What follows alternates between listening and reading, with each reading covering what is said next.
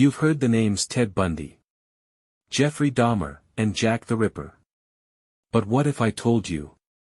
India has its own monsters, men who killed not once, not twice, but repeatedly, and quietly slipped through the cracks of history. These are the serial killers of India. That no one talks about. Madras, 1980s. Shankar was a small-time auto driver, but behind the wheel, he had a darker route. Between 1987 and 1989, he kidnapped and murdered 6 teenage girls, dismembering their bodies, and burying them in his own backyard. His motive? Power and pleasure.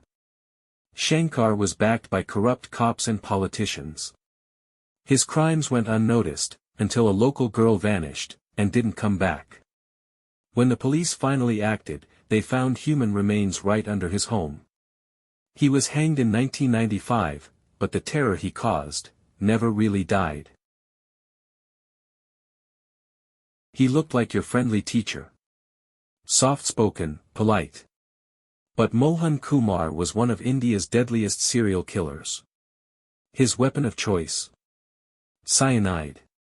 His targets? Women looking for marriage.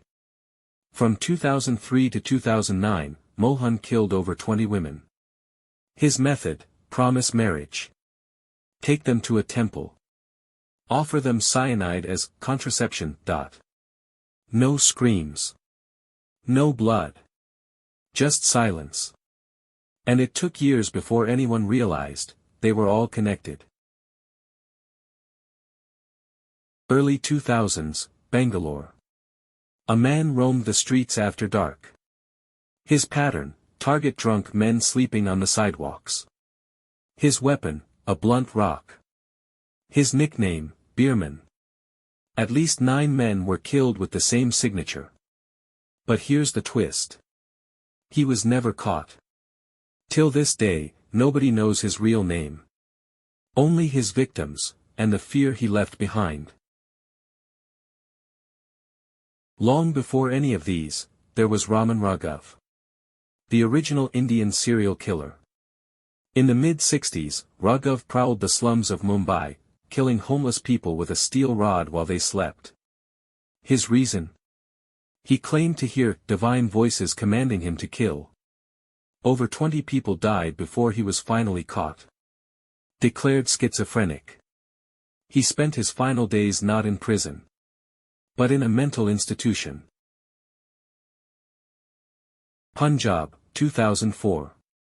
Darbara Singh, an ex-army man, turned into one of India's most horrifying child killers. After being released from prison for earlier crimes, Singh went on a killing spree, targeting children from migrant labor families. He lured them with sweets, then strangled, stabbed, or suffocated them. In just 3 months, he killed at least 17 children. His victims were the invisible kids no one even reported missing. He was finally arrested and sentenced. But the damage he did haunts Punjab to this day. Bihar, 2007. A small village. A chilling discovery. An 8-year-old boy had just confessed to killing 3 babies, including his own sister. His name was Amardeep Sada. Locals say he smiled when he spoke of the murders, showing no remorse. Too young for prosecution. He was sent to a child care home, his record sealed. No one knows where he is today. Karnataka, Tamil Nadu, Andhra Pradesh, between 2008 and 2011. M. Jaishankar, dubbed Psycho Shankar, raped and killed over 15 women, many of them sex workers or laborers. He escaped prison 3 times, once scaling a 30-foot wall using bedsheets. Every time he escaped, women started disappearing. Eventually, he was caught and placed in maximum security.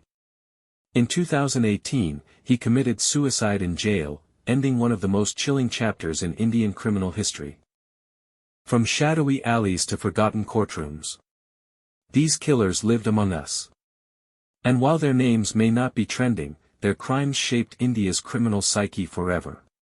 While we seek to understand these crimes, we must also remember the victims. Their stories deserve to be told, not for fear, not for fame, but for truth, justice, and respect. To those who suffered, and to those who still grieve, this story is for you. Subscribe to Dr. Crime to uncover the truth behind India's darkest chapters, always with respect, never for shock alone.